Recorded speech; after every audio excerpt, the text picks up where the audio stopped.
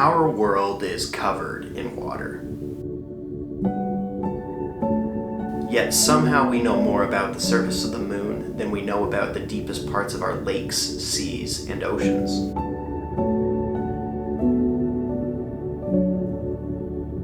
In the deep water of our planet, there are entire ecosystems waiting to be discovered, filled with all manner of unique and bizarre wildlife that have never seen the light of day.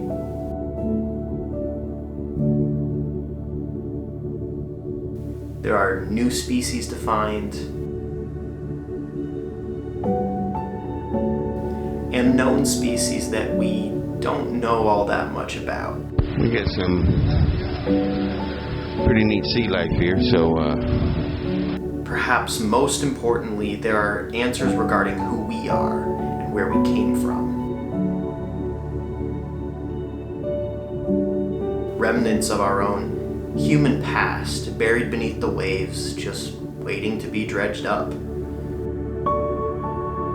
The final frontier on this planet is deep water.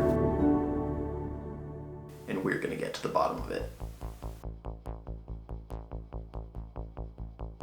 This is Chase Petley.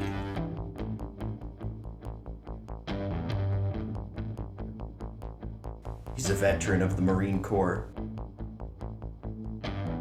an offshore ROV operator, and an amateur deepwater explorer.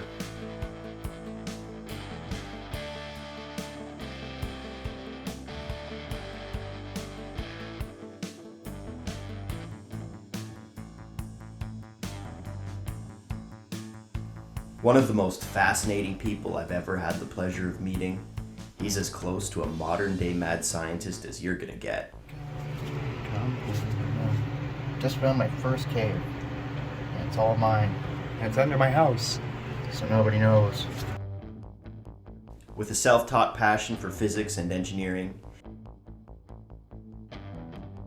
he became a local legend when he beat a team of university researchers to the bottom of Lake Tahoe using an ROV he built in his garage. Over the years, he's built an armada of homemade robots and ROVs using everyday implements. Always experimenting and innovating, he's managed to overcome the many difficulties of deep water exploration through sheer determination of will. In the summer of 2022, I reached out to Chase through his YouTube channel.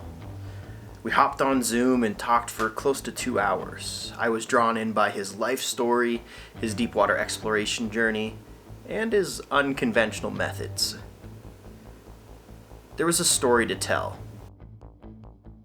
and I wanted to help tell it.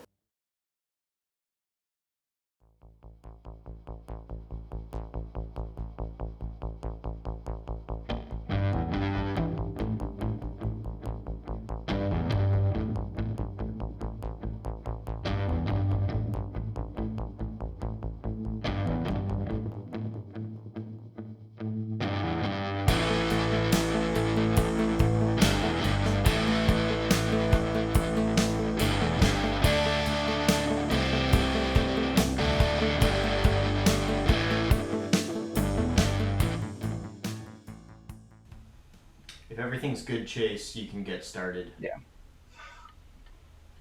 Okay. So in 2013, I was the first person to actually get video or pictures of the bottom of Lake Tahoe. When that happened, I decided I was going to reach out to the university and say, hey, do you kind of want to use some of my research, use some of my stuff? So they had this big, impressive ROV thing that they were working on, and it was going to see the bottom of Lake Tahoe. They were kind of pissed off that they got beat by a guy that built it in his garage with his own money. But later found out they were pretty pissed off for other reasons as well. What do you mean other reasons as well? I sent them a postcard that said, Happy Thanksgiving from the bottom of Lake Tahoe. And I thought they would take it kind of lightheartedly. It was the first shot that I got of the bottom of Lake Tahoe. And they didn't take it as a joke so much because afterwards they started getting some hate mail from students and they're threatening some weird stuff like we have your Google account and we can expose your ideas to the world. a big thing for them to do that. In fact, I kind of wanted them to kind of spread those ideas because I thought it'd be cool if other people built them as well. So, Lake Tahoe to me is one of the most interesting places because it is 1,650 feet deep, 12 miles wide, and 22 miles long. It's actually 9 times the size of Loch Ness. So in North America, the average life cycle of a lake is only 10 to 20,000 years. That makes Lake Tahoe really unique, being in its current form for millions of years. It's 2 million years old in its form right now, but over 3 million years old through different forms. There's been 3 volcanic eruptions that have dammed up the lake. The lake's actually been 600 feet deeper than it is right now in ancient times. Throughout the past couple million years, there's been lots of changes to California. But if you were going to pick one place to be a life form that wants to exist, I would pick Lake Tahoe. In California, it's the epitome of a safe zone. It's like a nest for life. The massive body of water is like a buffer zone. There's not a huge temperature raise, the water's so deep. If I were a species that was trying to survive in California throughout all these changes, the best place to be would be in Lake Tahoe. It's the most logical place I can think of to look for creatures that are out of place, something that we haven't seen before. So the point I'm making is this. There could be some extremely interesting creatures that are living in Lake Tahoe because they've adapted to live there and they've had all the time in the world to do it. And you've seen stuff down there. I've filmed stuff down there.